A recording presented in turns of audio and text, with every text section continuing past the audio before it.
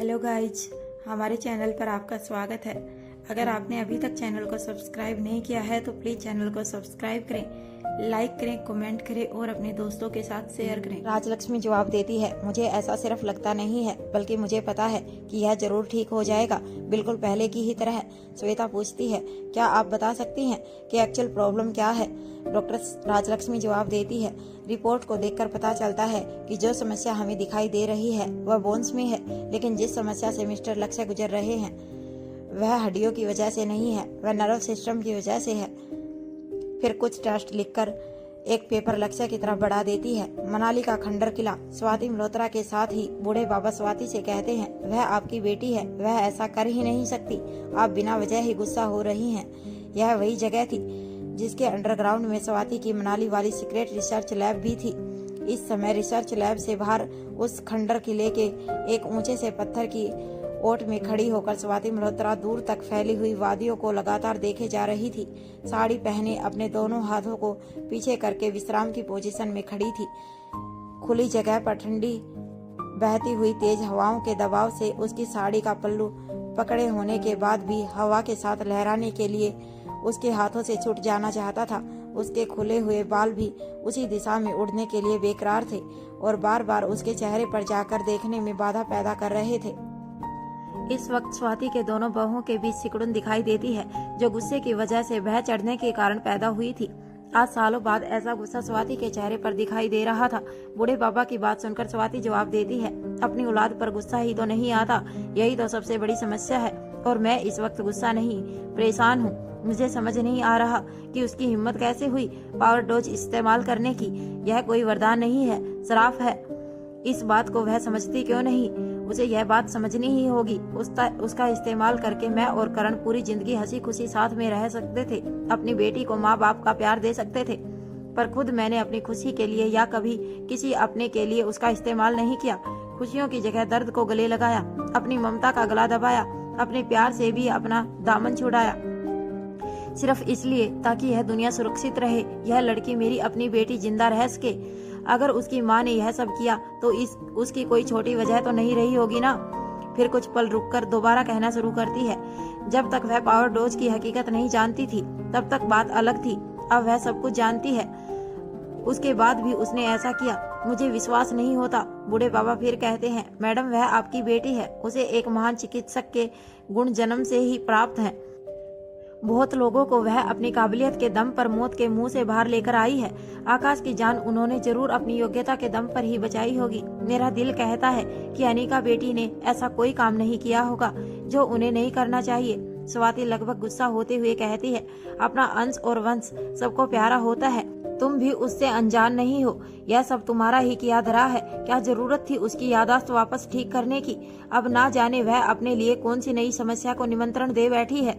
गुस्से में स्वाति ने बूढ़े बाबा से यह सब कह तो दिया था, लेकिन अंदर ही अंदर वह जानती थी अनिका को उसकी याददाश्त वापस करना एक सही निर्णय था। अगर वह सच में पावर डोज का इस्तेमाल कर चुकी है तो अब तक घात लगाए चुपचाप बैठे दुश्मन भी अनिका पर हमला बोलेंगे। उनका मुकाबला करने के लिए अनिका के पास उसकी सभी शक्तियां होनी चाहिए। बिना याददाश्त के वह अपनी ताक भी भूली बैठी थी, जिसके बिना वह दुश्मनों का मुकाबला नहीं कर पाएगी। अगर अनिका के बचाव के लिए स्वाति आगे आती तो समस्या बजाय कम होने के और भी बढ़ जाती। स्वाति अपनी जगह से थोड़ी दूर जाकर अपने चेहरे को हल्का सा ऊपर करती है और अपना एक हाथ अपने चेहरे पर रख लेती है। बूढ़े बाबा स्वाति के पास आते हैं और कहते हैं, आपको किसी भी निर्णय पर पहुंचने से पहले एक बार अनिका बेटी से बात कर लेनी चाहिए। हो सकता है जो आप सोच रही हैं वैसा कुछ भी ना हो। बूढ़े बाबा की बात सुनकर स्वाति उनकी तरफ घूम जाती है और लंबी गहरी सांस लेकर छोड़ते हुए कहती है, हाँ उससे मिलना ही होगा। अगर उसने पावर डोज का इस्तेमाल नहीं किया तब भी अब वह दुश्मनों की निगाहों के सामने रहेगी और मुझे उसकी छिपकर मदद करनी ही होगी। उसे आगाह करना होगा कि वह हर क्षण तैयार रहे। फिर आदेश देते हुए कहती है, उसे खबर भेजिए, मैं उससे मिलना चाहती हूँ, मारवा हाउस। अनिका वापस अपने कमरे में चली जाती है और अपने कमरे की बुक शेल्फ के पास जाकर कोई किताब ढूंढने लगती है और कुछ देर बाद उसे वह किताब मिल जाती है जो वह ढूंढ रही थी। वह उस किताब को बाहर निकालती है और उसे लेकर अपनी स्टडी टेबल पर आकर बैठ जाती है। अनिका बड़े ही ध्यान से उसका एक एक पेज पलट रही थी, जैसे उसमें कोई जरूरी चीज ढूंढ रही हो। और उसे पूरा विश्वास था कि वह जरूरी तथ्य उसी किताब में मिलने वाला है। कुछ ही देर बाद वह उन तथ्यों को ढूंढने में कामयाब हो जाती है। वह अपनी स्टडी टेबल पर रखी हुई नोटपैड उठाकर उसमें कुछ लिखने लगती है। अपना काम पूरा होने के बाद वह वापस बुक शेल्फ की तरफ जाती है और किताब को वापस रखती है। फिर दोबारा से शांति से अपनी स्टडी टेबल की चेयर पर बैठ जाती है। इस बार वह अपने दोनों हाथ टेबल पर रखकर बैक डेस्क से टेक लगाकर लेटी थी। फिर अपनी दोनों आंखें बंद कर लेती है। अपने आप को पूरी तरह स्थिर करने के बाद उसे अपनी सांसों की आवाज सुनाई देने लगती है। उसके बाद वह कमरे के चल रहे एसी को हल्की हल्की आवाज को सुन पाती है। उसके बाद कमरे से बाहर हो रही हल्की हल्की आवाजें भी उसे सुनाई देने लगती हैं। इससे पहले कि उसका ध्यान और दूर की आवाजें सुन पाता, उसके अपने बिल्कुल पास से आती हुई कोई आवाज उसका ध्यान अपनी ओर खींच लेती है। अनिका अपनी बंद आंखों से ही अपने कमरे की हर चीज का मन ही मन दृश्य अवलोकन करने लगती है। वह ऐसी किसी भी चीज को अपने आसपास नहीं देख पाती जिससे वह आवाज आने की संभावना हो। वह झट से अपनी आंखें खोल लेती है और अपनी आंखों को चारों तरफ घुमाकर उस चीज को ढूंढने लगती है, लेकिन उसे कहीं भी ऐसी कोई चीज दिखाई नहीं देती जिससे वह आवाज आ सकती थी। इससे पहले कि वह इस बात पर और ध्यान दे पाती, उसे अपने दरवाजे पर आहट सुनाई देती है। अनिका उस दरवाजे पर पहुंचती है तो वहां एक नौकर मौजूद था। उसने अनिका को खबर दी, मैडम आपके भाई ओमकार नीचे आपका इंतजार कर रहे हैं, क्या मैं उन्हें भेज दूं? अनिका कहती है, नहीं, इसकी जरूरत नहीं है, मैं खुद नीचे आती हूँ। कुछ ही देर में अनिका नीचे ड्राइंग हॉल में पहुंच जाती है। वह देखती है कि ओमकार यहाँ होने के बाद भी अपनी जगह पर बैठा नहीं था। वह लगातार अपने एक हाथ की हथेली पर दूसरे हाथ का मुक्का बनाकर उस पर टैप करते हुए इधर से उधर टहल रहा था। जब अनिका ओमकार के पास पहुंच जाती है तो वह अपनी जगह पर रुक जाता है और जल्दी से अनिका के पास आ जाता है, जैसे कि उसे अपनी बात बताने की बहुत जल्दी हो। लेकिन वह अनिका की तरफ देखता है और एकदम खामोश हो जाता है। उसे महसूस होता है कि अपनी बात कहने के लिए उसे शब्द ही नहीं मिल रहे थे। तभी अनिका ओमकार से कहती है, मेरे साथ चलो, और उसे लेकर गेस्ट रूम में चली जाती है ताकि ओमकार अपनी बात ठीक तरह से बता सके। अनिका के इशारे पर ओमकार सोफे पर बैठ जाता है, लेकिन वह अब भी नहीं समझ पाता कि अपनी बात कहाँ से शुरू करे। इस वक्त उसके दिमाग में इतनी तेज गति से बातें आ रही थी और जा रही थी कि वह समझ ही नहीं पा रहा था कि कौन सी बात छोड़े और कौन सी बताए। ओमकार के चेहरे के हाव भाव देखकर अनिका उसकी दुविधा समझ जाती है। फिर अपने दोनों हाथों को फोल्ड करके स्वामी विवेकानंद पोज में खड़ी हो जाती है। थोड़ी देर तक ओमकार को देखती रहती है। फिर जब उसे महसूस होता है कि ओमकार जरूरत से ज्यादा परेशान है, तब वह उसे सामान्य करने के लिए कहती है, समस्या जितनी भी बड़ी हो वह समाधान साथ लेकर आती है, लेकिन समाधान तब होगा जब समस्या पता चलेगी। इतना ज्यादा सोचोगे तो कभी नहीं बोल पाओगे। यहाँ बैठे बैठे ही सुबह से रात करने का मन बनाकर आए हो तो बात अलग है, वरना तो इस वक्त जो बात दिमाग में पहले आ रही है वही पहले बोल दो। जैसे ही अपनी बात पूरी करके अनिका चुप होती है, ओमकार झट से बोलता है, वह प्रीति को बिल्कुल पसंद नहीं करते, इसीलिए उसे रास्ते से हटाना चाहते हैं। यह सुनकर अनिका के चेहरे पर प्रसन्न चिन्ह दिखाई देने लगता है। वह कहती है, कौन? प्रीति को कौन पसंद नहीं करता? तुम किसकी बात कर रहे हो? ओमकार कहता है, वही आपके अंकल आंटी, यानी मेरे मोम डैड, शकुंतला और श्रवण गुलेरिया। अनिका पूछती है, क्यों पसंद नहीं करते? ओमकार कहता है, मुझे लगता है इसकी वजह है प्रीति का अमीर माँ बाप की औलाद नहीं होना। एक सेकंड का गैप लेता है और फिर दोबारा से कहना शुरू करता है, उन दोनों को पैसे के अलावा और कुछ दिखाई नहीं देता, मैं भी नहीं। जब मैं दिखाई नहीं देता तो मेरी पसंद या प्यार कैसे दिखाई देगा? वैसे तो अनिका अच्छी तरह जानती थी कि उसे क्या करना है, लेकिन फिर भी वह ओमकार से कहती है, तुम इस वक्त अपनी अनिका दी से क्या चाहते हो? ओमकार कहता है, पूरे गुलेरिया खानदान में किसी की इतनी हिम्मत नहीं कि आपकी मर्जी के खिलाफ चला जाए। अगर आप उन दोनों को बोलेंगे तो वह जरूर अपनी जिद छोड़ देंगे और प्रीति को अपनाने के लिए मान जाएंगे।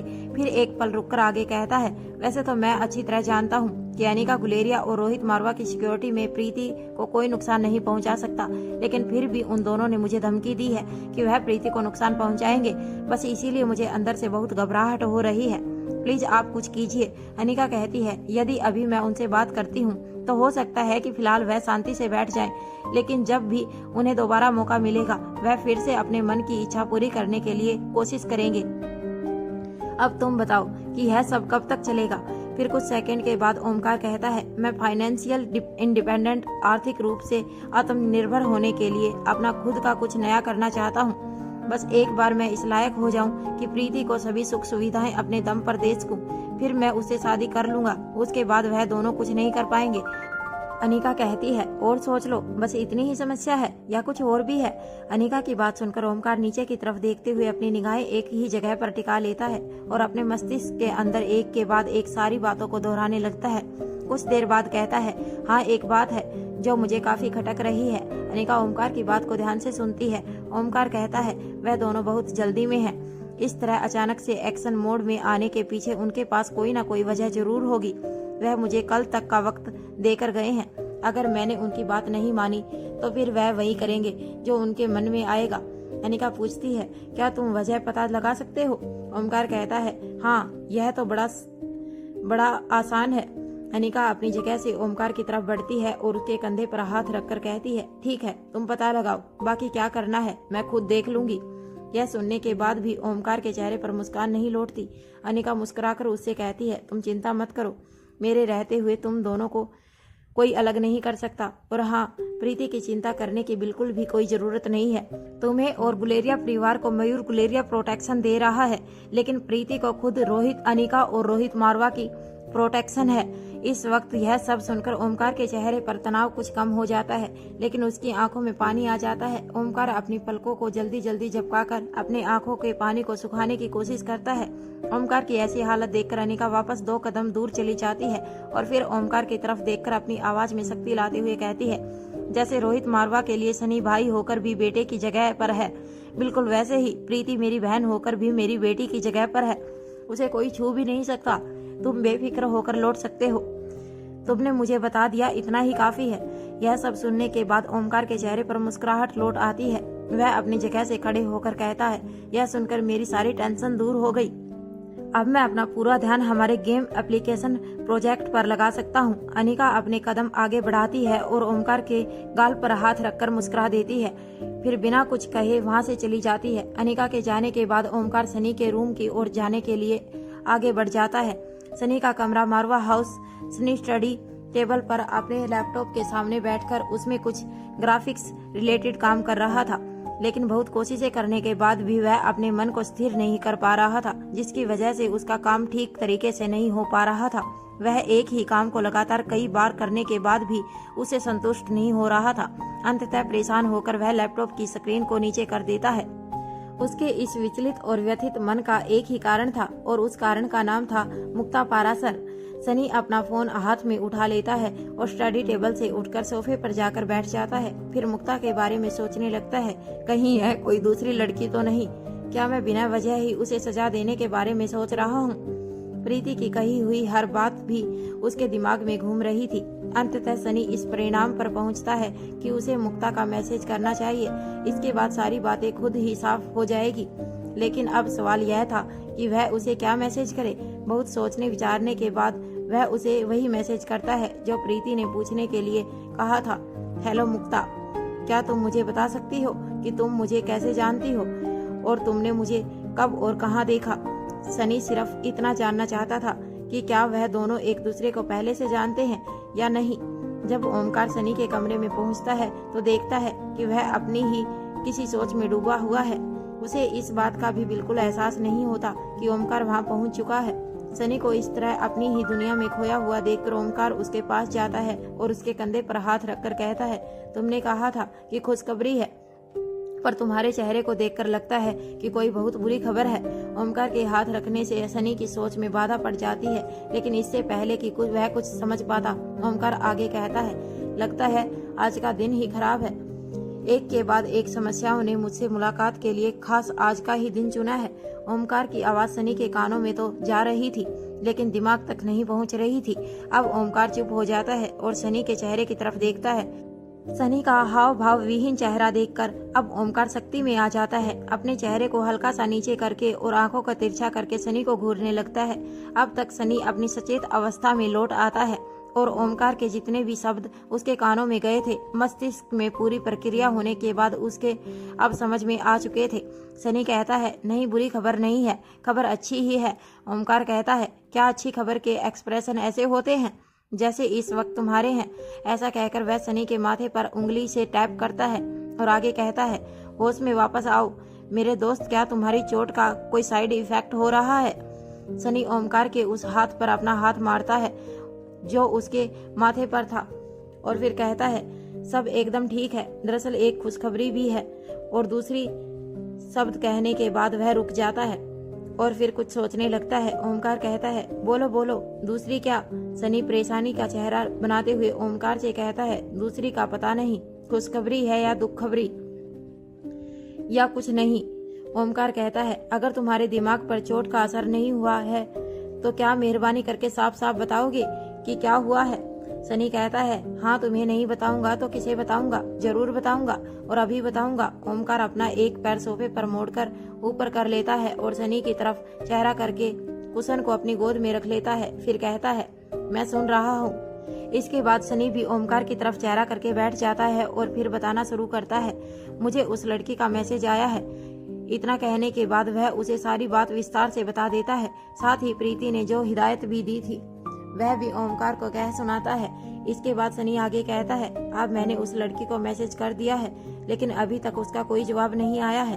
अब ओमकार और सनी दोनों ही फिर से सामने की तरफ घूमकर बैठ जाते हैं और अपनी अपनी कोहनी अपने अपने कुशन पर रखकर अपने चेहरे पर उंगली रखकर सोचने लगते हैं।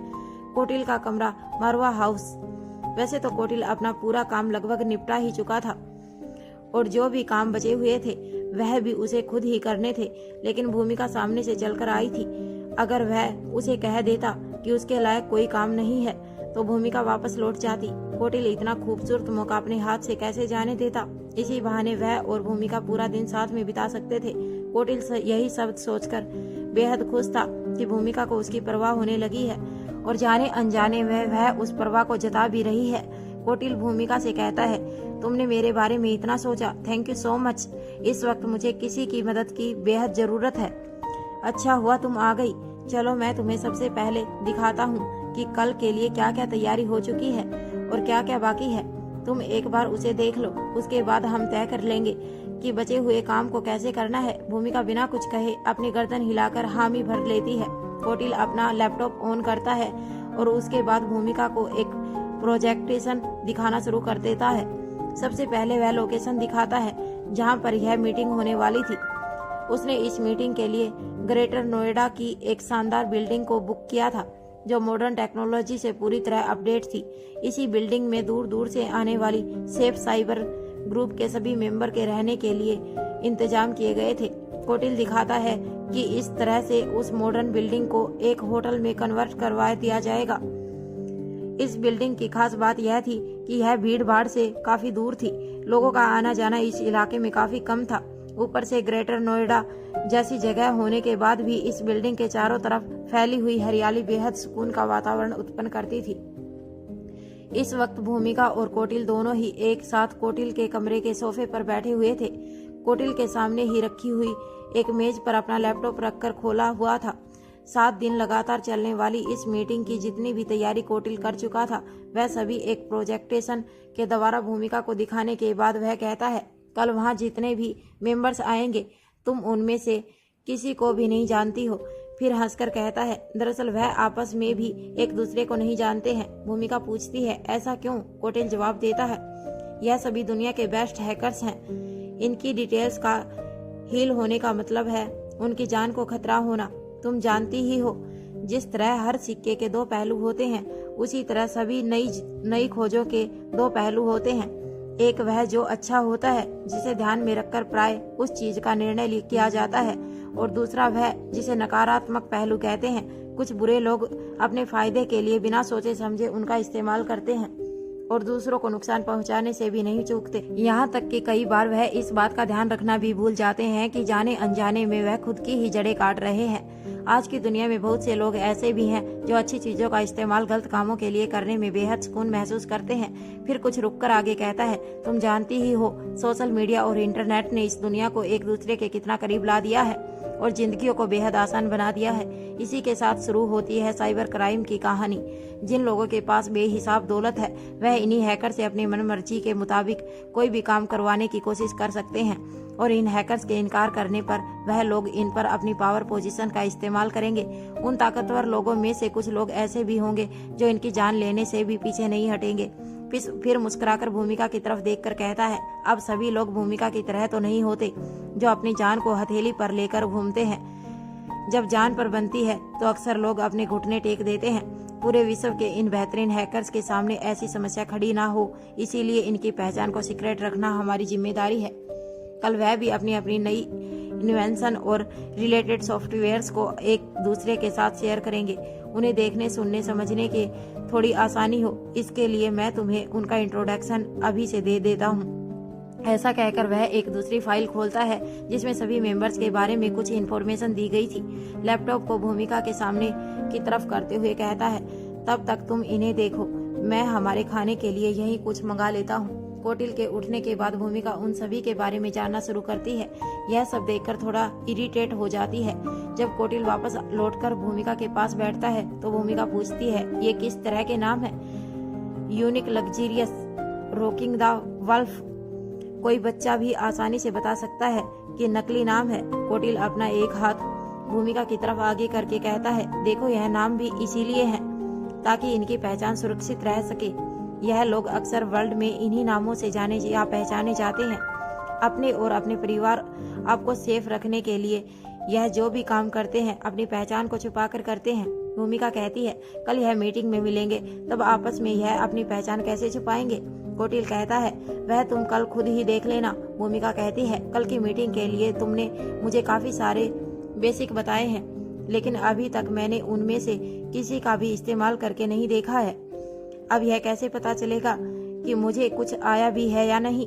कोटिल कहता है, तुम ही बताओ कैसे पता किया जाए? भूमिका अपनी हाथ की उंगली को अपने होठों पर रखकर कुछ देर तक सोचती है और फिर कहती है, मुझे इसका प्रैक्टिकल करके देखना चाहिए, लेकिन यदि मैं कहीं और प्रैक्टिकल करने जाऊंगी तो बिना वजह क्रिमिनल बन जाऊंगी। मैं एक काम करती हूँ, मारवा हाउस के कैमरा विजिलेंस सिस्टम को हैक करती हूँ। कोटिल कहता है, ये बेहद मुश्किल होगा क्योंकि तुम जिस सिस्टम को हैक करने की कोशिश करना चाहती हो वह कोई मामूली जगह नहीं है। भूमिका कहती है, लेट मी ट्राई, मुझे कोशिश तो करने दो, अगर नहीं हो पाएगा तब फिर तुम तो हो ही। थोड़ी देर तक भूमिका इसी तरह बैठे हुए कैमरा को हैक करने की कोशिश करने लगती है और थोड़ी देर बाद वह कामयाब हो जाती है। उसके बाद वह अपने दोनों हाथ से ताली बजाते हुए कहती है, वाह, यह हुई ना बात। फिर कोटिल की तरफ देखकर कहती है, गुरुदेव आपकी मेहनत सफल हुई, दक्षिणा मांगिए। भूमिका की बात सुनकर कोटिल का मन हुआ कि बदले में भूमिका से मांग ले कि वह कोटिल को अपना ले, लेकिन अपना होश संभालते हुए कोटिल कहता है, प्राउड ऑफ यू, तुम इसके अंदर घुसी गई तो अब किसी कैमरे की एक्टिविटी को भी ट्रेस करके चेक कर लो कि सब कुछ ठीक ठीक याद है या नहीं। भूमिका सोचते हुए पूछती है, मुझे कौन सा कैमरा चेक करना चाहिए? कोटिल जवाब देता है, जिससे किसी की प्राइवेसी में दखल ना हो, जहाँ पर लोग सामान्य रूप से आते जाते हैं, उस जगह का कैमरा चेक करो। भूमिका कुछ सोचने के बाद ड्राइंग हॉल में लगे हुए कैमरा को देखने शुरू करती है। तभी कुछ देखकर हैरान रह जाती है। पहले उसे लगता है कि शायद किसी बच्चे की शरारत है, लेकिन तभी उसे ख्याल आता है यहाँ जो बच्चे मौजूद हैं वह इस तरह की शरारतों के आदी नहीं है। फिर झट से कोटिल से कहती है, कोटिल यह देखो, मैं अभी इतनी एक्सपर्ट नहीं कि इसका पीछा कर सकूं, तुम जरा इसका पीछा तो करो। जब कोटिल स्क्रीन पर देखता है तो हैरान रह जाता है। उसकी आंखों के सामने एक स्टूल पर रखा हुआ वासफुल दांत दिखाई देता है। ब्लैंक शाइनिंग मटेरियल से बने हुए दोनों ही सामान तेजी से एक जगह से दूसरी जगह खिसकते हुए नजर आ रहे थे, जैसे मानो कोई आदमी छुपकर एक जगह से दूसरी जगह दौड़ते हुए जा रहा हो। हैरानी की बात यह थी कि इतनी तेज गति होने के बाद भी फूलदान स्टूल के ऊपर से गिरा नहीं था। कौटिल्य कहता है, यह कैसे हो सकता है? ठीक इसी वक्त वह दोनों देखते हैं कि एक गेस्ट रूम के आगे जाकर वह स्टूल रुक जाता है और धीरे धीरे उसका आकार छोटा होने लगता है। इसी तरह छोटा होते होते वह गायब हो जाता है। यह देखकर दोनों की आंखें फटी की फटी रह जाती है और वह एक दूसरे की शक्ल देखने लगते हैं। कुछ देर तक वह दोनों इसी तरह टकटकी लगाकर स्क्रीन पर देखते रहते हैं। थोड़ी ही देर बाद स्क्रीन पर रूम का दरवाजा खुलता हुआ दिखाई देता है और अनिका उससे बाहर निकलती है। इसके थोड़ी ही देर बाद ओमकार बाहर आता है और वहां से चला जाता है। पराशर हवेली मुक्ता एक बड़ी सी टेबल के पास खड़ी थी।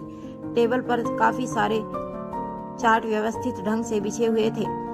उसके आसपास हाथ बंधे हुए लोग खड़े थे जो पराशर कंपनी के प्रतिष्ठित पदों पर कार्यरत थे। मुक्ता एक चार्ट पर उंगली रखते हुए कहती है, इसका प्रिंट लाजवाब है, लेकिन इसका कलर कॉम्बिनेशन आपको ठीक करना होगा। इस पर बनी हुई बूटियां गहरे रंग की और इसका बैक हल्के रंग का होना चाहिए। फिर एक दूसरे की ओर इशारा करके कहती है, आजकल यह डिजाइन ट्रेंड में नहीं है। अगर आप इसकी वापसी चाहते हो तो आपको इसके प्रमोशन के लिए इस प्रिंट का प्रयोग इंडो वेस्टर्न ड्रेस में करना होगा।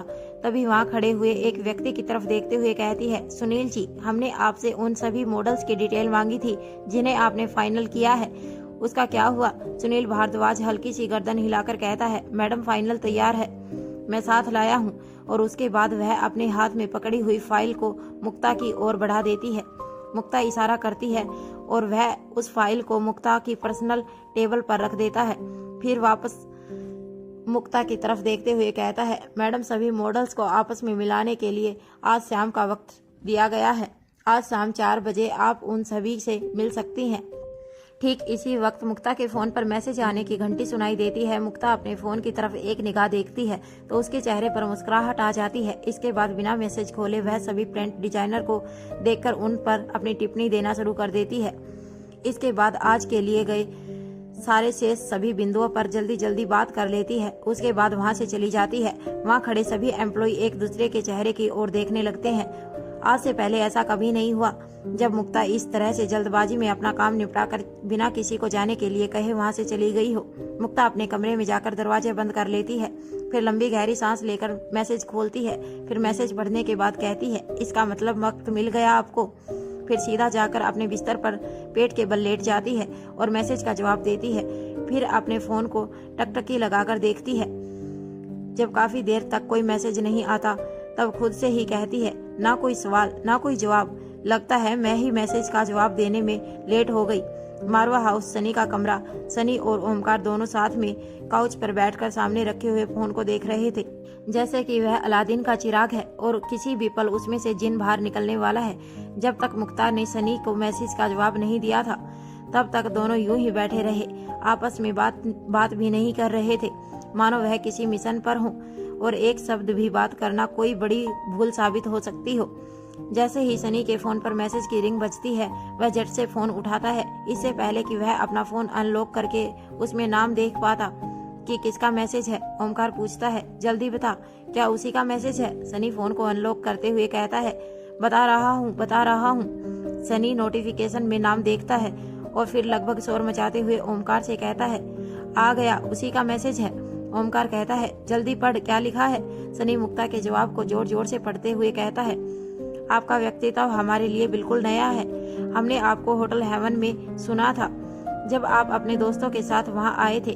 मैसेज पढ़ने के बाद ओमकार और सनी एक दूसरे के चेहरे को देखने लगते हैं। सनी कहता है, क्या सुना था, क्या मतलब है? ओमकार कहता है, टाइपिंग मिस्टेक होगी, होटल हेवन में देखा था, यह लिखना चाहती होगी। सनी ओमकार की बात सुनकर अपनी गर्दन हाँ में हिला देता है। फिर अचानक से कहता है, पता नहीं टाइपिंग मिस्टेक है या उसे हिंदी नहीं आती। फिर कुछ रुककर ओमकार से पूछता है, इस वक्त प्रीति कहाँ है? फिर अपना फोन ओमकार को दिखाते हुए कहता है, हमें आगे कोई बात करने से पहले उसे यह बताना होगा। ओमकार कहता है, आज वह हॉस्पिटल गई है, किसी एजेंट के इसके सिलसिले में हमें उसके लौटने का इंतजार करना होगा। सनी जवाब देता है, ठीक है, हम इंतजार करेंगे। अब जब मुक्ता नाम की समस्या निपट जाती है तब ओमकार कहता है, तुम कोई खुशखबरी सुनाने वाले थे। कोटिल का कमरा, मारवा हाउस। अपनी आंखों के सामने एक निर्जीव वस्तु को इस तरह चलते हुए और फिर अचानक गायब होते हुए देखने के बाद भूमिका और कोटिल दोनों ही दिमाग एकदम विचार शून्य हो जाता है। कुछ मिनट के बाद दोनों सचेत अवस्था में लौट आते हैं। भूमिका कहती है, मैं भूत प्रेत में यकीन नहीं करती, लेकिन जो अभी अभी आंखों से देखा वह साइंस में कभी पढ़ा या लिखा नहीं और देखा सुना भी नहीं। क्या हो सकता है? फिर एक पल रुककर आगे कहती है, अच्छा हुआ कि तुम मेरे साथ थे, नहीं तो मुझे लगता है कि मेरी आंखों को भ्रम हुआ है। कोटिल कहता है, जो भी हो हमें इसके बारे में अनिका मैडम को बताना होगा। भूमिका कहती है, तुम ठीक कहते हो, हम किसी तरह का रिस्क नहीं ले सकते। तुम एक काम करो, इसकी रिकॉर्डिंग को डाउनलोड कर लो, उसके बाद हम अनिका के पास चलते हैं। इसके बाद जैसे ही कोटिल उस कैमरा की रिकॉर्डिंग में जाता है वह दंग रह जाता है। उसके चेहरे के हाव भाव देखकर भूमिका को लगता है कि जरूर कुछ गड़बड़ है। वह पूछती है, क्या हुआ, तुम्हारा चेहरा एकदम सफेद क्यों हो गया है? कोटिल कहता है, तुम खुद देख लो। जब वह देखती है तो उसकी हालत भी बिल्कुल कोटिल जैसी हो जाती है, क्योंकि जो घटना अभी अभी उन्होंने अपनी आंखों से देखी थी वह रिकॉर्डिंग में मौजूद नहीं थी। कोटिल कहता है, अब आगे क्या करना है? भूमिका कहती है, बिना सबूत के वहां जाकर यह सब बताओगे तो उन्हें लगेगा कि हम दोनों का दिमाग चल गया है। फिर कोटिल की आंखों में देखकर चेहरे पर डर के भाव लाते हुए कहती है, क्या सच में ही हमारा दिमाग तो नहीं चल गया है? क्या काम के प्रेशर से हमारा दिमाग खराब हो गया है? भूमिका की बात पर कोटिल टकटकी लगाकर उसके चेहरे की ओर देखने लगता है। भूमिका की बात सुनकर कोटिल के मन में भी ऐसा पैदा होता है।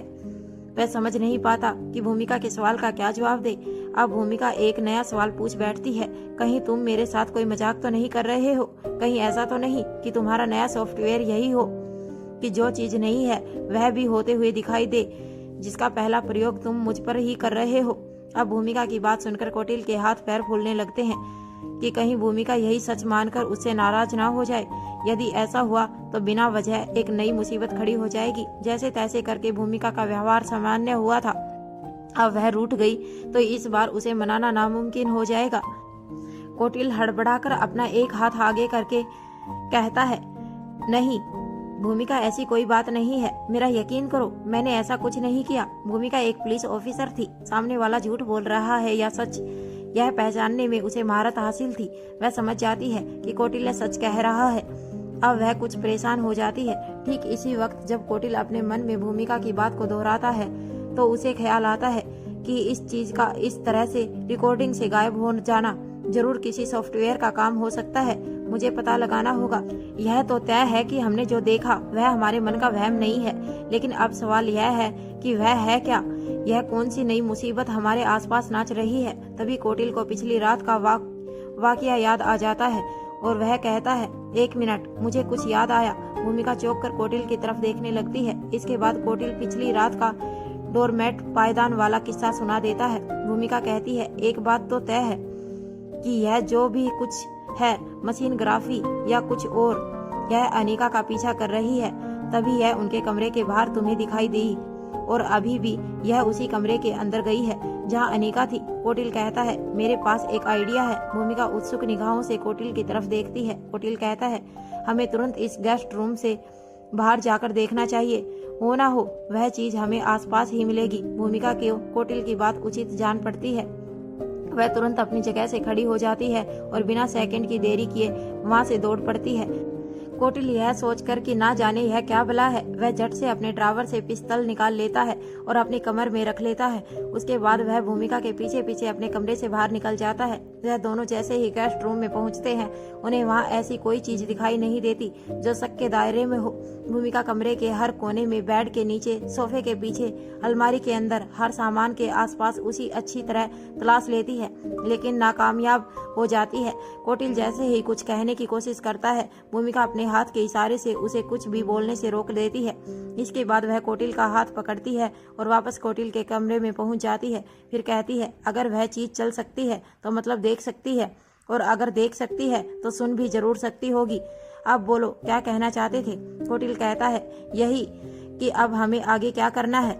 भूमिका कहती है, हमें घर के हर कोने पर निगाह रखनी होगी और खासकर जहाँ जहाँ अनिका आती जाती है वहाँ का ध्यान रखना होगा। हम कैमरा रिकॉर्डिंग से कुछ हासिल नहीं कर सकते, लेकिन अगली बार हम अपनी स्क्रीन की रिकॉर्डिंग करेंगे। बच्चों का कमरा, मारवा हाउस। शाम हो चुकी थी। अब सनी और ओमकार दोनों जाकर रिया से अपने प्रोजेक्ट पर बात करने के लिए मिल सकते थे, इसीलिए वह दोनों रिया से मिलने के लिए बच्चों के कमरे में पहुंच जाते हैं। इस वक्त आर्यन और अलेक्जेंडर दोनों ही कमरे में मौजूद नहीं थे। दोनों ही आउटडोर गेम के लिए बाहर गए थे। ओमकार रिया को देखते ही उसे उठाकर गोल गोल घुमाने लगता है और एक साथ कई बार thank you thank you thank you बोलता है। रिया हंसते हुए कहती है, बस मामू, मैंने आपका थैंक यू ले लिया है, अब रुक जाइए और मुझे नीचे उतारिए। जब ओमकार रुक जाता है तब रिया फर्श पर खड़े होकर अपने दोनों हाथों को आगे करके अपने पैरों को स्थिर करने की कोशिश करती है। फिर ओमकार से कहती है, यह सब तो ठीक है, पर मेरी शर्त याद है ना? रिया की बात सुनकर ओमकार और सनी एक दूसरे की ओर देखने लगते हैं। दोनों को एक दूसरे की तरफ इस तरह से देखते हुए रिया अपनी बात दोहराती है, प्रॉमिस हमेशा दो तरफ से चलता है। अगर आप दोनों ने प्रॉमिस तोड़ा तो मैं आप दोनों की कभी भी मदद नहीं करूंगी। रिया की बात सुनकर दोनों दंग रह जाते हैं। फिर ओमकार रिया के पास आता है और कहता है, मैं तुम्हारी प्रीति मौसी को तुम्हारी मामी बनाना चाहता हूँ, कैसा रहेगा? रिया खुशी से उछलते हुए कहती है, इट विल बी ग्रेट। फिर दोनों हाथों को हवा में ऊपर करके ये एक चिल्लाती है। फिर रिया सनी की तरफ देखती है। सनी कहता है, मैं भी अपना प्रॉमिस पूरा करूंगा, लेकिन अभी कोई नहीं है। सनी ने यह बात जितनी रफ्तार से कही थी, उसे देखकर रिया हंस पड़ती है। इसके बाद वह तीनों लैपटॉप के सामने बैठ जाते हैं। सनी रिया के सामने इस तरह प्रेजेंटेशन देना शुरू करता है जैसे कि रोहित मारवा के सामने बैठा हो। पूरी प्रेजेंटेशन देखने के बाद रिया लैपटॉप की स्क्रीन की तरफ उंगली करते हुए कहती है, पहले आप दोनों मुझे यह बताओ कि तुम्हें यह सब करने की क्या जरूरत है? सनी जवाब देता है, एक फाइनेंसर ढूंढने के लिए और उसे मनाने के लिए इसकी जरूरत पड़ती ही है। रिया अपनी जगह से खड़ी हो जाती है और एक जगह से दूसरी जगह धीरे धीरे अपने चेहरे पर उंगली टैप करते हुए टहलने लगती है। उसे देखकर साफ पता चल रहा था कि वह मन ही मन कुछ गिनती कर रही है। सनी और ओमकार उसे टहलते हुए देखने लगते हैं। उसकी मूवमेंट के साथ साथ सनी और ओमकार की गर्दन भी एक तरफ से दूसरी तरफ और दूसरी तरफ से पहली तरफ वापस आती है। उन दोनों को लगता है कि रिया जरूर इस प्रेजेंटेशन में सुधार करने के लिए कुछ सुझाव देने वाली है। थोड़ी देर बाद रिया कमरे के बीचों बीच रुक जाती है और उन दोनों की तरफ देखते हुए कहती है, इस प्रोजेक्ट के लिए आप दोनों को कितने पैसों की जरूरत होगी? ओमकार जवाब देता है, इसे शुरू करने के लिए कम से कम 2 से 3 करोड़ की जरूरत होगी। रिया फिर आगे पूछती है, और ज्यादा से ज्यादा कितनी जरूरत होगी? इस बार सनी जवाब देता है, यही कोई 7 से 8 करोड़।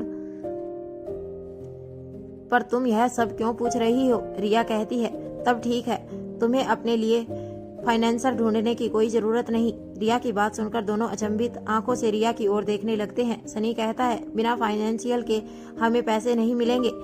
ओमकार कहता है, बिना पैसों के प्रोजेक्ट शुरू नहीं होगा। इससे पहले कि वह आगे और कुछ कहते, रिया अपना ही हाथ अपने माथे पर मारती है और कहती है, रुक जाओ, आप दोनों कितनी जल्दी में हैं? कम से कम पहले मेरी पूरी बात तो सुनो। मेरे कहने का मतलब है कि इतने पैसे तो मैं ही दे दूंगी। अब उन दोनों की हैरानी और भी ज्यादा बढ़ जाती है। सनी अटक अटक अपनी बात कहता है, अगर पैसे डूब गए तो? रिया अपनी गर्दन हिलाती है और अपना हाथ अपने गाल पर रख लेती है। फिर कहती है, चाचू ऑलवेज बी पॉजिटिव। पहली बात। दूसरी बात, मुझे उन पैसों की कोई जरूरत नहीं है, वैसे भी मेरे पास वह सिर्फ यूं ही पड़े हुए हैं। तीसरी बात, वह मेरी पर्सनल अर्निंग है जो मैंने गेम से की है। उन पैसों के बारे में पूछने वाला कोई नहीं। अगर आपके काम आएंगे तो मुझे अच्छा ही लगेगा। सनी कहता है, मुझे लगता है कि तुम्हें इसके बारे में एक बार भैया या भाभी से पूछ लेना चाहिए। रिया जवाब देती है, मैंने कहा ना, वह मेरी पर्सनल अर्निंग है, उसके बारे में पूछने वाला कोई नहीं। जब कोई पूछने वाला ही नहीं तो फिर मैं खुद से जाकर क्यों बताऊं? फिर एक पल रुककर आगे कहती है, मुझसे पैसे लेने के बाद आप दोनों का मोरल प्रेशर रहेगा, जिसकी वजह से आप दोनों अपने प्रोजेक्ट को कभी फेल नहीं होने देंगे। मतलब इसीलिए आपका प्रोजेक्ट जरूर सक्सेसफुल रहेगा। फिर एक पल रुककर राजकुमारी की तरह अपना चेहरा ऊपर करके आगे कहती है, जाओ, तुम्हें 10 करोड़ दिए, पूरा मन लगाकर काम करो। रिया की बात सुनकर सनी और ओमकार की आंखें बड़ी हो जाती हैं। अपने चेहरे पर प्यारी सी मुस्कुराहट और आंखों में चमक के साथ कहता है, लगता है मेरी सारी समस्याओं के हल होने के लिए आज का ही दिन चुना है।